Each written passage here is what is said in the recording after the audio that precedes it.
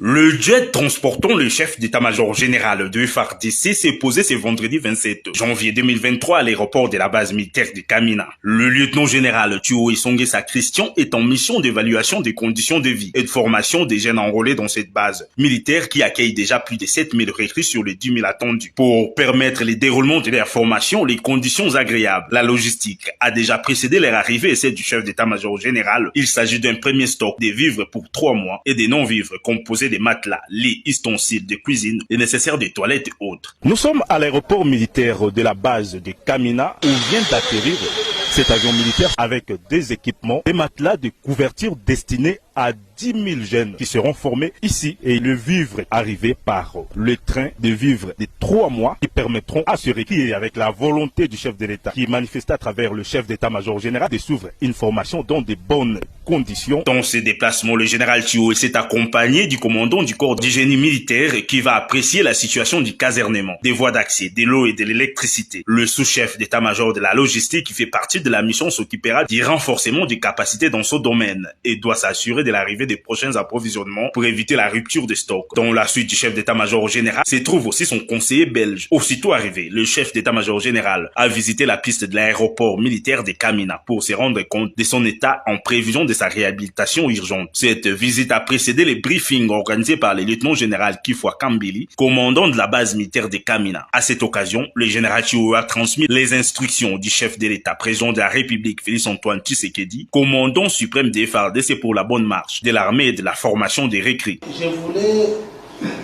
vous présenter la vision du commandant suprême.